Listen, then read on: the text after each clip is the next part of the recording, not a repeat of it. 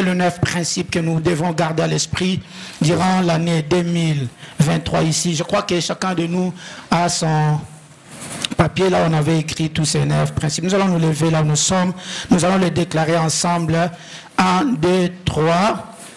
Vis une vie de sainteté en t'éloignant du péché chaque jour de ta vie. Attache-toi à Dieu par une vie de prière, une vie de méditation de la parole de Dieu chaque jour de ta vie. Aime ton prochain comme toi-même. Fais pour les autres ce que tu aimerais qu'on fasse pour toi. Crois chaque jour au miracle et à l'accomplissement des promesses de Dieu dans ta vie. Témoigne ce que Dieu a fait pour toi, par toi et en toi. Invite au moins une âme à l'église, la maison de Dieu. Vis constamment ton église en venant au culte des dimanches et de la semaine. Sers Dieu dans ton église et dans ta vie personnelle. Bref, sers Dieu. Soutiens la maison de Dieu, les hommes de Dieu, les orphelins, les veuves, les nécessités. On acclame le Seigneur. Que Dieu vous bénisse. Vous avez remarqué l'absence de notre père, le pasteur Séraphin, que je dis merci pour cette marque de confiance, de nous laisser cette grande responsabilité ce matin, d'apporter la parole de Dieu devant toutes ces familles nombreuses et devant le peuple de Dieu.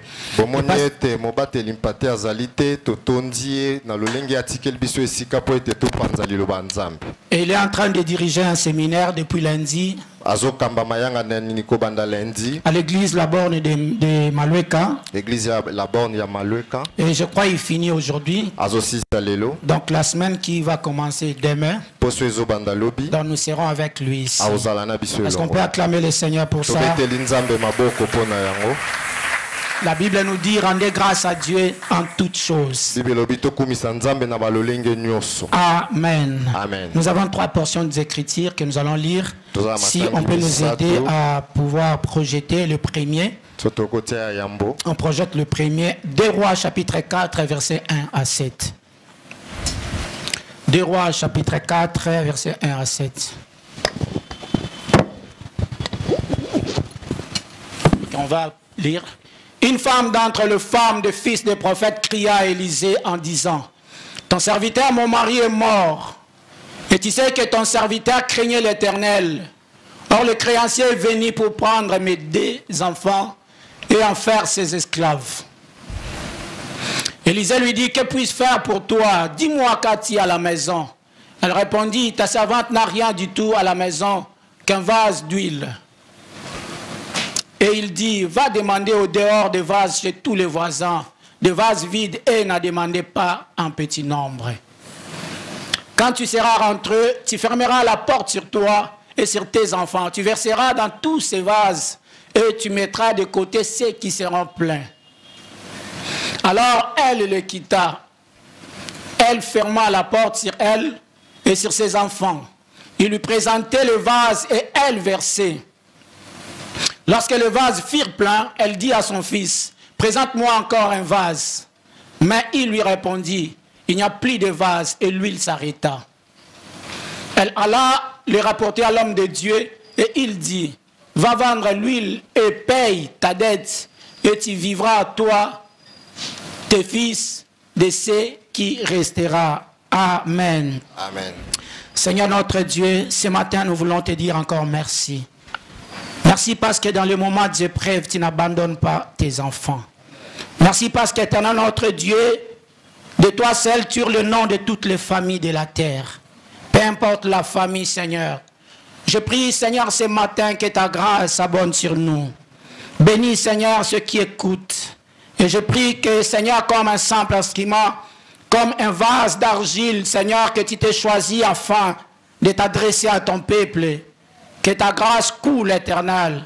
Je laisse la place à ton esprit d'agir. Seigneur, de convaincre les esprits, de convaincre les cœurs, de changer les cœurs, de briser les cœurs de pierre et de donner les cœurs de chair. Seigneur, tu veux que nos familles soient heureuses. Que la gloire et l'honneur te reviennent au nom de Jésus-Christ. Amen. Amen. Le thème que j'aimerais qu'on partage ce matin, devenir une famille heureuse ou une famille épanouie. Devenir une famille heureuse ou une famille épanouie. Avant d'ailleurs d'aller très loin, j'aimerais lire les deux portions qui étaient restées. Genèse chapitre 2 verset 18. Genèse 2, 18. L'Éternel Dieu dit, il n'est pas bon que l'homme soit seul. Je lui ferai une aide semblable. Là c'est Genèse chapitre 2 verset 18. Ecclésiaste chapitre 4 verset 9 à 10. Deux valent mieux qu'un, parce qu'ils retirent un bon salaire de leur travail. Car s'ils tombent, l'un relève son compagnon. Mais malheur à celui qui est seul et qui tombe sans avoir un secours pour les relever. Amen. Amen. Comme je disais, le thème de ce matin, devenir une famille épanouie. Et je crois que l'année 2023, si nous mettons en pratique tout ce que nous écoutons comme la parole de Dieu, Dieu ne manquera pas à changer nos situations. Dieu ne manquera pas à changer la situation de nos familles. Le besoin de Dieu, c'est de voir nos familles être heureuses et épanouies. Le passage que nous avons lu en premier lieu, et il est en train de nous raconter l'histoire d'une femme. Il est en train de nous raconter une histoire triste que nous pouvons imaginer au milieu d'une famille. Une famille dont le père servait Dieu à côté d'Élisée. Et la mère était une veuve de fils de prophètes. Donc c'était une famille qui connaissait bien le Seigneur. Le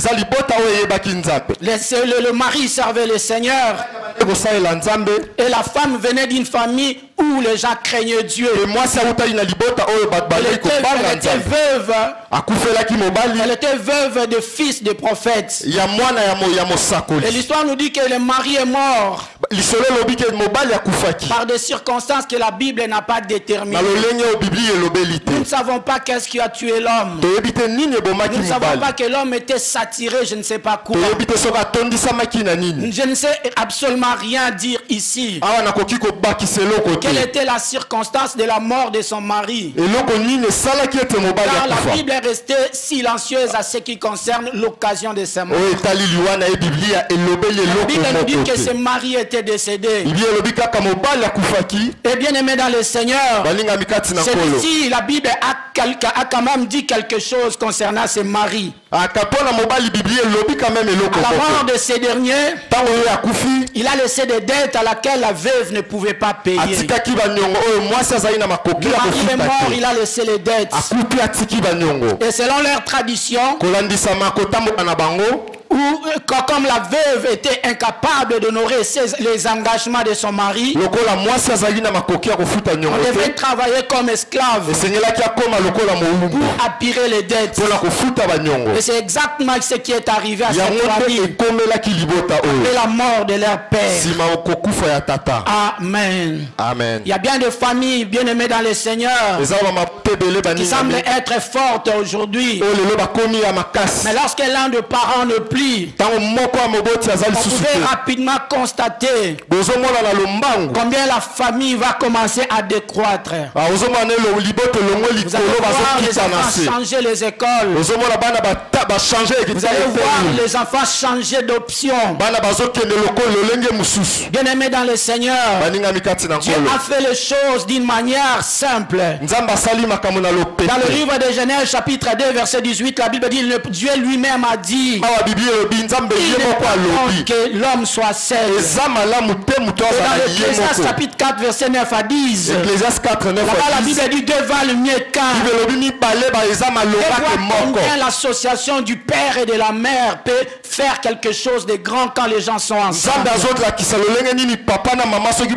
nous avons un modèle de la famille dans la Bible ici. Où le papa est mort. Où la veuve ne sait pas quoi faire. La veuve ne savait quoi faire. Et le créancier est arrivé à la famille.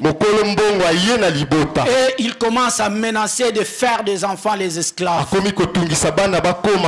bien aimé dans le Seigneur, ce que j'apprécie dans la vie de la femme, quelle a été la démarche de cette femme?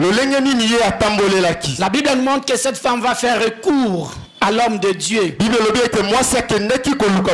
la place de s'embrouiller ça et là, il est allé voir l'homme de Dieu pour lui dire ce qui lui arrivait. Et la deuxième des choses, l'homme de Dieu lui a indiqué ce qu'il devrait faire. Et la femme obéit à la direction de l'homme de Dieu. Et la troisième des choses, la femme, pendant qu'elle a obéi, elle est allée demander beaucoup de vases qu'elle pouvait. Et la femme a associé ses enfants pour travailler ensemble. La femme a appris à faire quelque chose. Et la femme a dressé maintenant la liste de ce qu'elle devrait faire.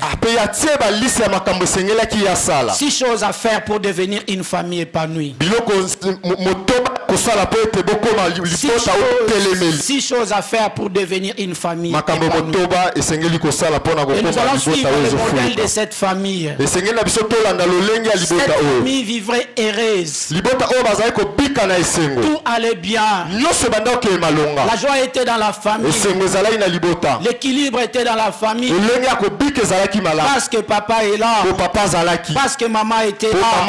Mais quand l'un des conjoints n'est plus, il y a un déséquilibre qui arrive dans la famille. Bien aimé dans le Seigneur, dire dans une famille monoparentale,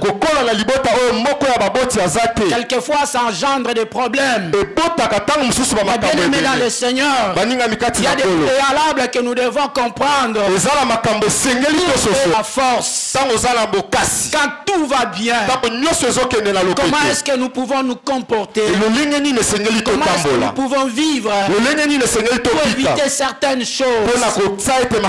J'aimerais qu'on suive la démarche de cette femme. Comment cette femme a agi? La première des choses, la femme est allée chercher l'homme de Dieu. Une famille heureuse est celle qui place Dieu en premier lieu. Une famille heureuse, une famille épanouie, ce n'est pas d'abord l'argent, ce n'est pas d'abord tout ce qu'on peut posséder. Une famille épanouie, une famille même dans les épreuves, on place Dieu en premier lieu. La femme n'est pas allée ça et là. Elle savait que son mari servait Dieu. Et il servait Dieu à côté d'Élisée. Même si Élisée ne devrait pas lui donner l'argent, mais la direction divine pouvait l'aider à décanter la situation. On voit ici, Élisée ne lui a pas donné l'argent. Élisée l'a juste indiqué ce qu'elle devrait faire. Pour que nous soyons des familles épanouies, nous devons placer Dieu en premier lieu. Exode chapitre 20, verset 2. Exode 20. La Bible dit: tu n'auras pas d'autre Dieu devant ma face. Tu n'auras pas d'autre Dieu devant ma face. Notre Dieu doit être en premier lieu. On n'aura pas d'autre Dieu devant ma face. C'est-à-dire quand les situations arrivent, nous ne pouvons pas commencer à chercher ça et là, ni à consulter les marabouts, mais à placer notre confiance à Dieu. Le livre des Proverbes chapitre 3 verset 6 nous dit ceci: reconnais-le dans toutes tes voies et il aplanira tes sentiers. Amen. Reconnaître Dieu dans toutes tes voies. Peu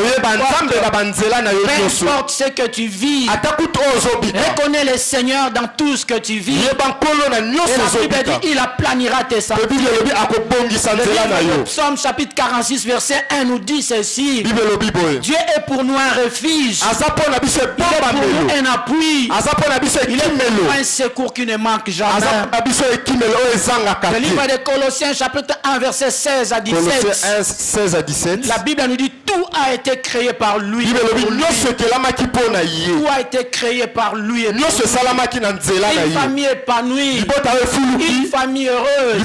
C'est celle qui place Dieu en premier. Bien-aimés dans le Seigneur, nous devons inviter Dieu dans nos familles. Nous devons apprendre à nos enfants le Seigneur. Nous devons apprendre à nos enfants le chemin de Dieu. La Bible nous parle de l'histoire de l'économe infidèle. Il a vu qu'il pouvait perdre son travail. Il s'est posé des questions. Il a dû devenir mendiant. Il dit ça, je ne saurais pas. Faire le champ, je ne saurais pas parce que là j'étais avancé. Quelque part je vois que dans son passé, c'est ce qu'il faisait.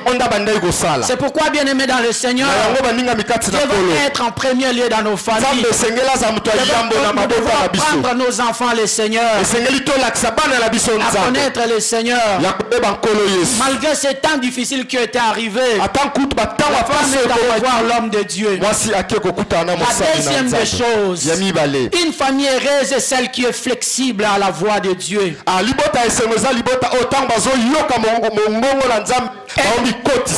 obéit à la parole de Dieu. Elle obéit à ses engagements.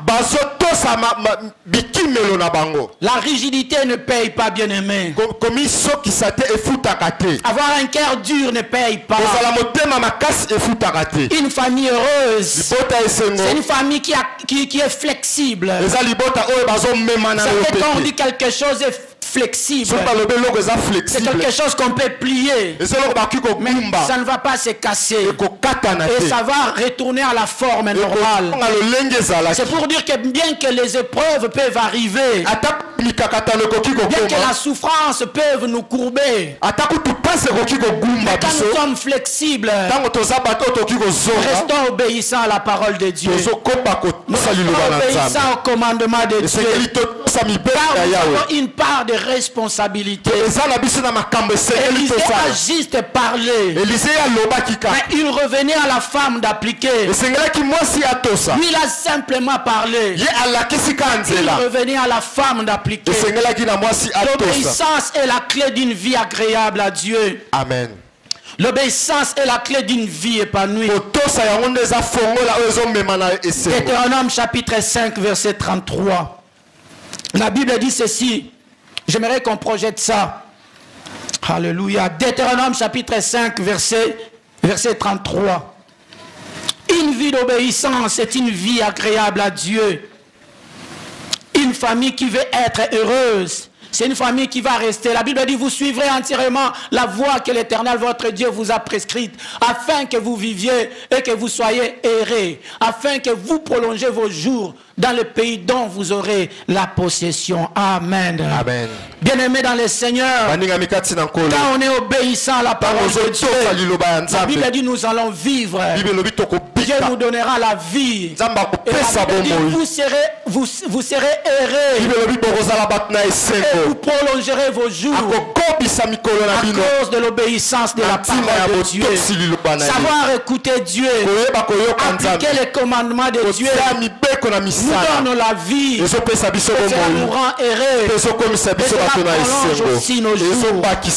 La femme ici avec ses enfants, ses jours se voyaient écourtés. Mais à cause de l'obéissance, ils pouvaient encore prolonger leur vie. Ils pouvaient encore vivre heureux. Cette famille devait encore devenir une famille heureuse. Même si le père était mort, même si la maman moi pour patron, ma femme a accouché. Je n'ai pas l'argent pour lui faire sortir de la maternité. Son patron disait toujours, la grossesse n'est pas un accident. La grossesse te donne 9 mois de préparation. Il contribuait pour les deuils. Il contribuait pour autre chose, pour se prendre. Mais quand tu lui dis que ma femme a accouché, il ne donnait rien. Il disait toujours, la grossesse te laisse 9 mois de préparation. Mais la famille doit se préparer. La famille doit voir loin. Doit être conscient de l'augmentation des charges. Doit savoir aussi que la maladie peut subvenir. La vie réserve toujours des surprises. La troisième des choses que la famille doit se préparer. La famille voit venir le changement. La famille voit venir les changements. Les choses changent. Il y a les emplois qui ne vont plus rester longtemps. Un jour, j'étais dans une réunion. Quelqu'un était en train de blâmer les informaticiens. Il dit, vous aussi avec votre informatique, vous allez détruire tout notre travail. Amen. Amen. Parce que tout est devenu numérisé. Je suis allé moi-même une fois à la Société nationale d'électricité. J'ai vu les gens en train de discuter. On me montrait les gens qui sont des temporaires pendant plusieurs années. Qu'on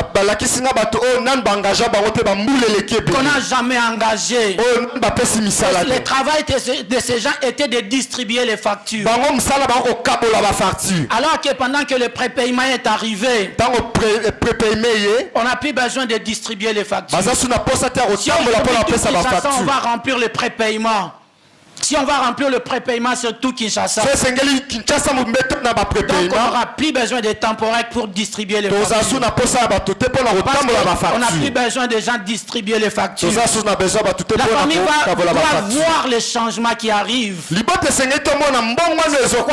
On va les dire vers le bas. La famille doit rester informée. Les changements arrivent dans tous les domaines de la vie. Amen. Ne laissez pas l'enfant choisir l'option comme ça. On doit penser à tout changement qui peut venir. La famille doit être éveillée au changement même de la technologie. Quels sont les postes qui sont convoités aujourd'hui afin de bien orienter nos enfants pour le faire. Les parents sont appelés à réfléchir sur ça. Proverbe chapitre 22 verset 23. Proverbe chapitre 22 verset 23. La Bible dit, l'homme prudent voit le mal et se cache, mais les simples avancent et sont punis. Amen. Amen. L'homme prudent voit le mal et se cache. Nous devons voir loin en tant que famille. Nous devons penser au futur en tant que famille. Nous devons voir venir aussi le mal. La perte du travail peut arriver. Nous devons voir venir aussi la croissance. Comment nous devons, les enfants vont venir. Les enfants vont aller à l'université. Quel est le planning que nous avons pour leurs études? Ne soyons pas surpris. Comme le livre de 1 Pierre chapitre 4 verset 12 nous dit, ne soyons pas surpris de tout ce qui vous arrive. Quatrième de choses, pour être une famille épanouie. La famille épanouie et heureuse est celle qui travaille ensemble et suit le même objectif. J'apprécie cette femme. La Bible dit qu'elle appela ses enfants. Parce que le mari était déjà mort. Elle appela ses enfants. Elle travaillait avec ses enfants. Le rôle de la femme était de verser l'huile. C'est-à-dire que les enfants étaient là en train de présenter le vase. Les enfants étaient là en train de présenter le vase. Mais la femme était là en train de verser l'huile. Si nous voulons avoir des familles épanouies, nous devons être des familles qui travaillent ensemble. Car travailler ensemble est recommandé par Dieu. Ce ne sont pas des familles épanouies éparpillée. Pour la maman, ses objectifs qu'elle suit.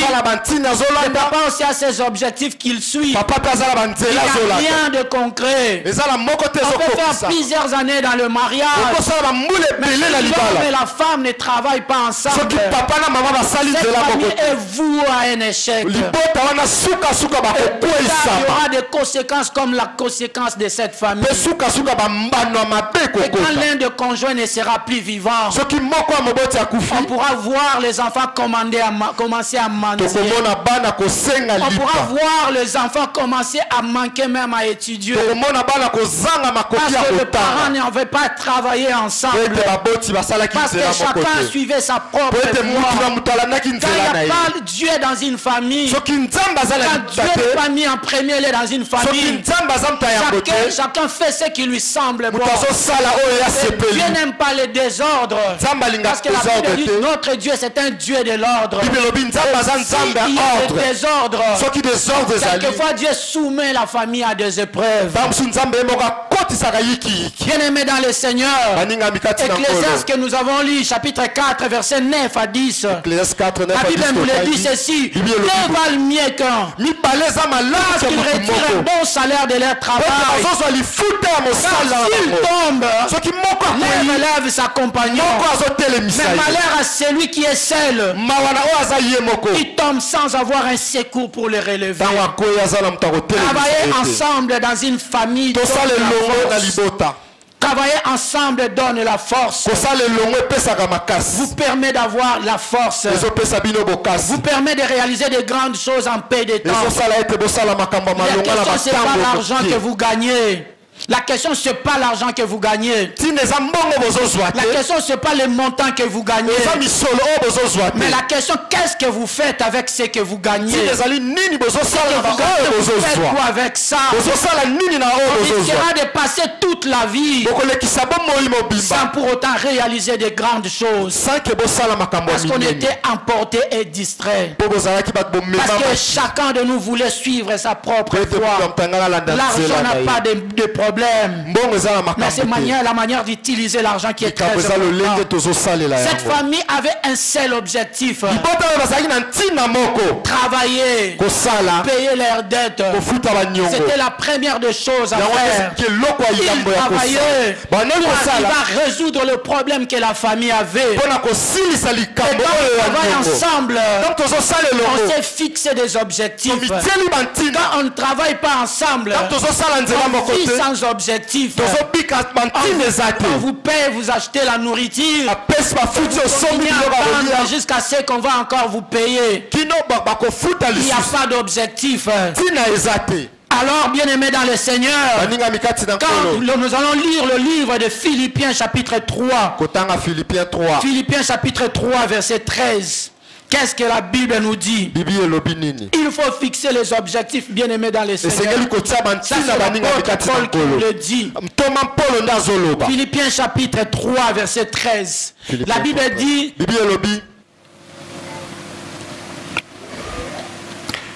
Philippiens chapitre 3 verset 13, oui.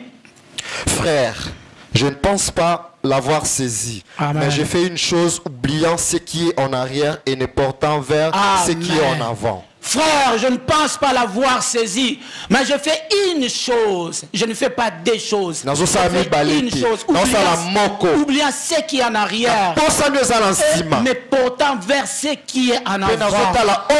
Bien aimé, quand on ne fixe pas les objectifs, on est éparpillé. On embrasse toutes choses. L'apôtre Paul dit ici, je fais une chose. Je fais une chose. Je commence la chose et je la finis. C'est quelqu'un qui commence, qui abandonne quelque part. Parce que je n'ai pas des objectifs. Quand tu visites la maison de ton ami, tu as dit qu'on a fait ceci, et tu rentres et tu dis non, moi je vois cette année on doit faire ça. Non, il faut avoir les objectifs.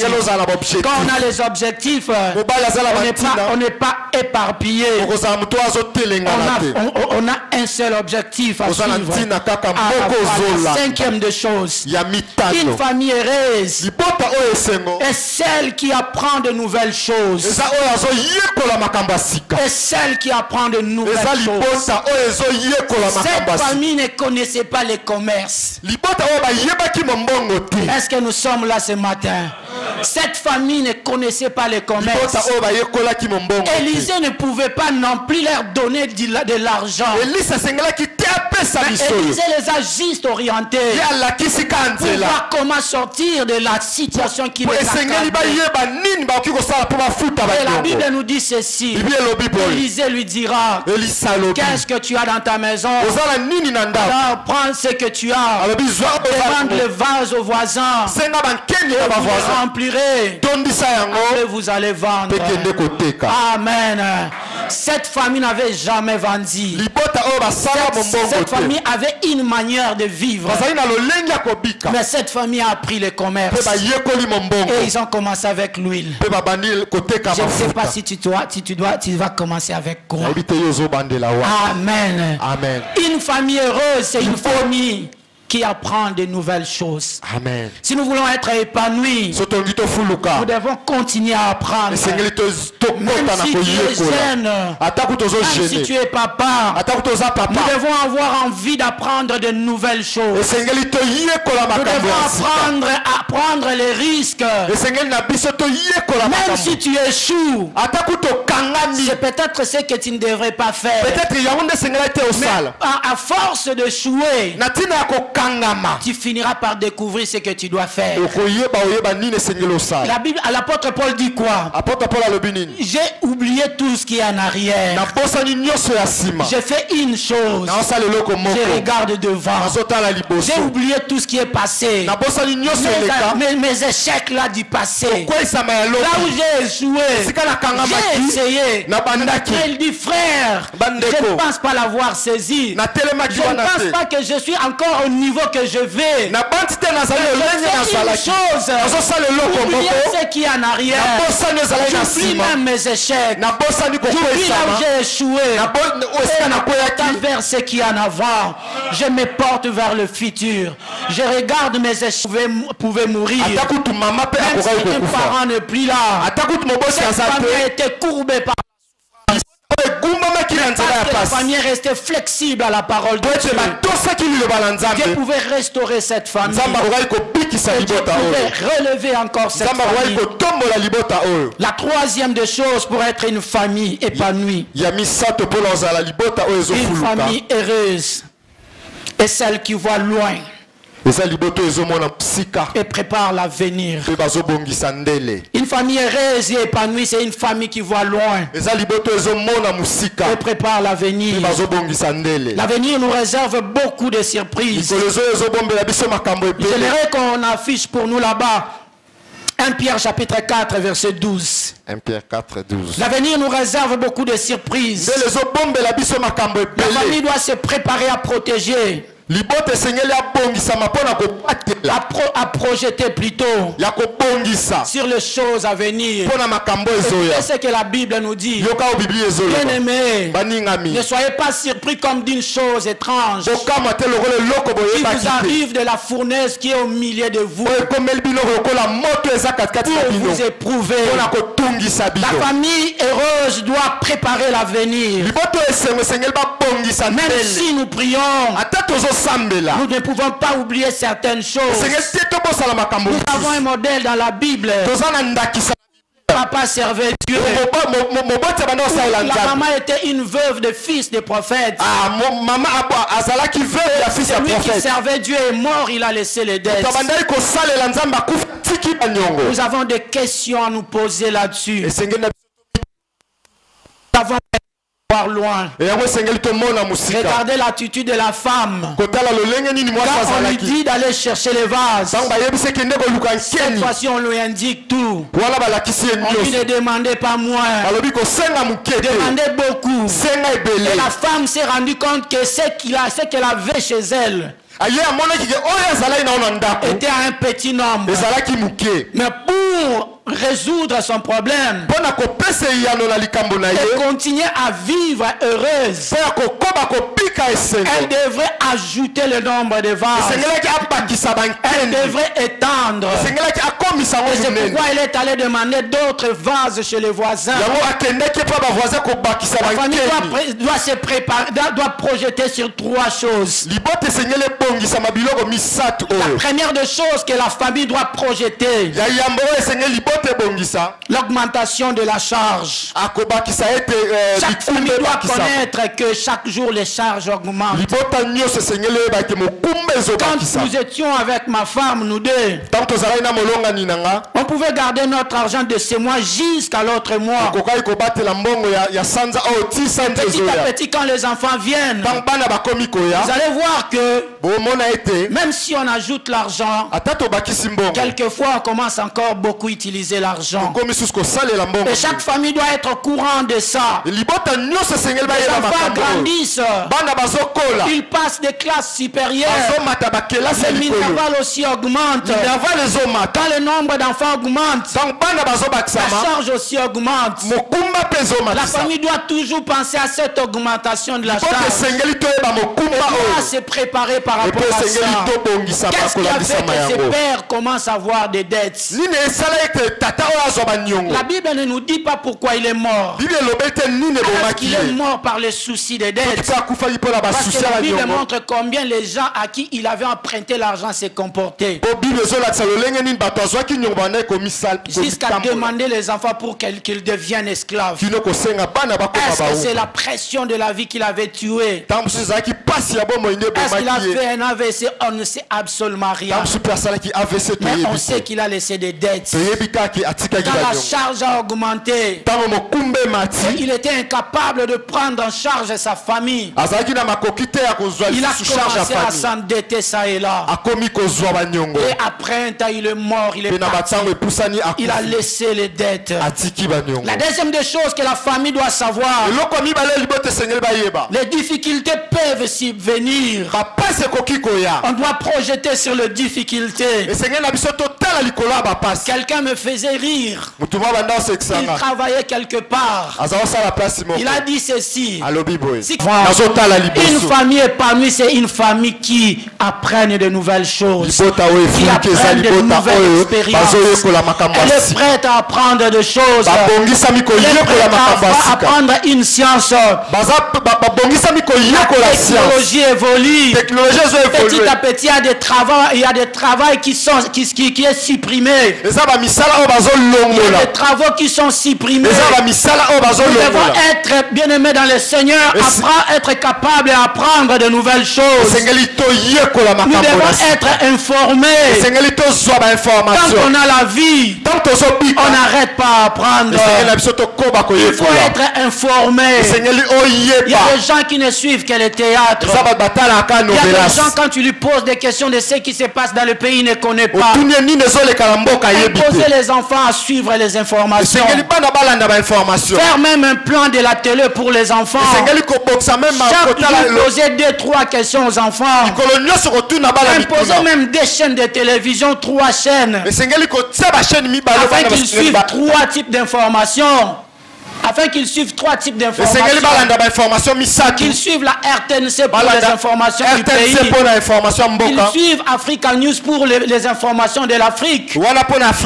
Qu'ils suivent France 24 pour les informations du monde. Ils pourront retenir chaque jour ce qui se passe au Congo, ce qui se passe en Afrique, ce qui se passe dans le monde. Ne laissez pas les enfants seulement devant les dessins animés. Mais nous devons apprendre chaque jour. Et pour apprendre, nous devons rester informés. Être enfant de Dieu ne veut pas dire être ignorant. La Bible dit: vous êtes la lumière du monde. C'est nous qui devrions éclairer ce monde. Nous ne devons pas se retrouver dans le bas de l'échelle. Nous ne pouvons pas être comme les gens qui vivent au ciel. Nous sommes sur la terre. La Bible dit: vous êtes les sels de la terre. Vous n'êtes pas les sels sel du ciel. Vous êtes le sel de la terre. Nous devons donner goût ici sur la terre dans notre manière de vivre. Ecclésiaste chapitre 4 verset 13. Ecclésiaste chapitre 4 verset 13. La Bible a dit: mieux vaut un enfant pauvre et sage qu'un roi vieux et insensé qui ne sait pas écouter les avis. Amen. Vaut mieux vaut un enfant pauvre et sage qu'un roi vieux et insensé qui ne sait pas écouter les avis. Oh, bien-aimés dans le Seigneur, nous devons être humbles pour apprendre. Nous devons être humbles pour apprendre de nouvelles choses. Même les petits enfants peuvent nous apprendre les choses. Ne regarde pas ton rang. S'il connaît mieux que toi, humilie-toi, apprends à côté de lui. Cela te fera du bien et cela changera ta vie. La dernière des choses, une famille heureuse est celle qui travaille sur les priorités. Et celle qui travaille sur les priorités. Les priorités consistent à classer dans un ordre les choses qu'on doit faire. C'est classer dans un ordre ce que nous devons faire. Il y a des gens qui embrassent tout au même moment. Dans la vie, il y a trois choses qu'on doit savoir. Il y a les choses nécessaires. Il y a les choses importantes.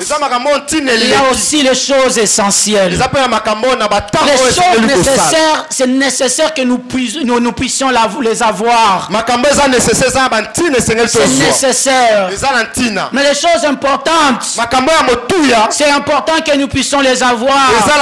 Les choses essentielles, c'est ce que nous ne pouvons pas manquer par rapport à notre temps. C'est comme quand tu sais que demain c'est la rentrée. Et pour que les enfants aillent à l'école, ils doivent porter les uniformes. Tu ne dois pas prendre l'argent que tu as pour donner dans une ristourne. Parce que vous avez un projet de construction. Pendant que demain les enfants vont aller à l'école, tu sais qu'il ne peut pas aller à l'école sans uniforme. Et la priorité consiste à classer les choses en ordre. Amen. Quand vous avez les objectifs et vous allez les classer par priorité, savoir qu'on va commencer par ceci, on doit passer par ceci. Et c'est ce que Élisée a fait pour la femme. Il a dit: allez, vends, paye ta dette et tu vivras. Il lui a déterminé ce qu'elle devrait faire. Il ne pouvait pas commencer à prendre le vase, mais il a d'abord obéi à la parole de l'homme de Dieu. Il est parti, il a demandé des vases. Il a appelé ses enfants pour qu'ils travaillent ensemble. Et ils ont commencé à vendre l'huile. Après avoir vendu l'huile, la recommandation était claire. Avant de penser à autre chose, Élisée lui dit ceci: paye ta dette. Paye ta dette. J'aimerais poser à chacun de nous la question à ce moment ici: quelle est votre priorité pour le mois de janvier? Quelle est votre priorité pour l'année 2023? Qu'est-ce que vous avez fixé comme des objectifs pour cette année? Qu'est-ce que vous avez arrangé comme objectif dans cette année? Or, Dieu veut nous voir prospérer. Dieu veut nous voir aller de l'avant. Bien-aimés dans le Seigneur, nous devons être conscients que Dieu veut nous voir être épanoui. Dieu veut nous voir être bénis. Dieu veut nous voir, bien-aimés dans le Seigneur, être des hommes équilibrés. Amen. Avoir des familles épanouies. Amen. Nous allons clôturer par un livre, Hébreux chapitre 2, Hébreux chapitre 4, verset 2 à 3. La Bible dit ceci à partir du verset 1. Craignons donc, tandis que la promesse d'entrer dans son repos subsiste encore, qu'aucun de vous ne paraisse être venu trop tard. Car cette bonne nouvelle, le verset 2, car cette bonne nouvelle nous a été annoncée aussi bien qu'à eux. Mais la parole qu'il leur fit annoncer ne leur servit de rien, parce qu'il ne trouva pas de la foi chez ceux qui l'entendirent. Le verset 3, la Bible dit, pour nous qui avons crié, nous entrons dans le repos du Seigneur. On acclame le Seigneur. Que Dieu bénisse sa parole. La Bible dit, pour nous qui avons crié, nous entrons dans le repos. Oui, le Seigneur veut te voir entrer dans le repos. Le Seigneur veut voir ta famille être épanouie. La Bible dit, craignons donc, car nous avons écouté la même parole. Mais cette parole n'a rien produit dans la vie de certaines personnes, parce qu'ils n'ont pas mis ça en œuvre, parce qu'ils n'ont pas mis ça en pratique. Mais la Bible dit aussi, au verset 3, mais pour nous qui avons crié, nous entrons dans le repos. Lève-toi, nous allons prier. De cieux, tu peux m'attendre. Je sais que tu t'approches quand je demande. Oh, de cieux, tu peux m'attendre. Je sais que Dieu t'écoute ce matin. Et il s'approche pour te sauver. On lui dit encore, de cieux, tu peux m'attendre. Cieux, tu peux m'entendre. Je sais que tu t'approches quand je t'adore. Oh, et prie par ton amour. Prie. Les vagues, le vent viendront. Mais je demeure. On lui dit encore. Oh, des cieux, tu peux m'attendre. Cieux. Dis-lui, je sais que tu m'écoutes ce matin. Dis-lui, je sais que tu m'attends ce matin.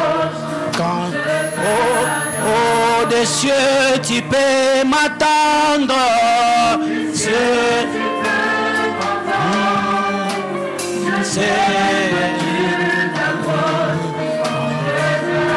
Oh, et prie par ton amour. Prie. Les vagues, le vent viendront.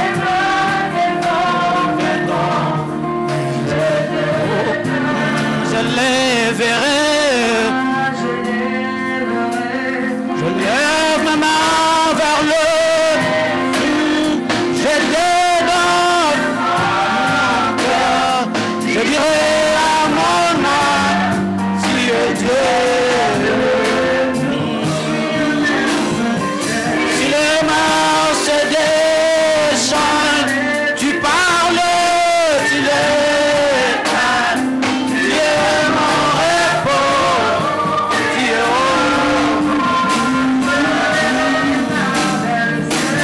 ma main vers le ciel, je dédonne mon cœur, je dirai à mon âme, tu es Dieu.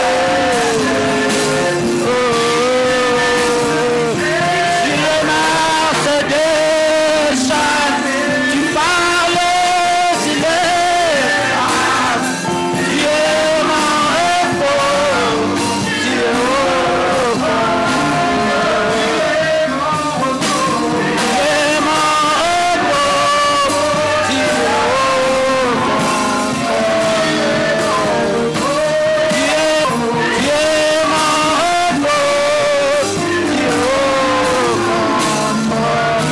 oui, l'Éternel est ton repos.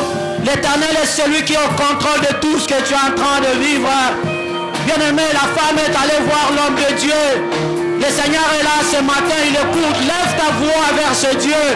Je ne sais pas ce que tu es en train de traverser. Je ne sais pas ce que tu es en train de vivre. Mais tu as ton Dieu qui est ton secours. L'Éternel est ton repos. L'Éternel est ton repos. Alléluia.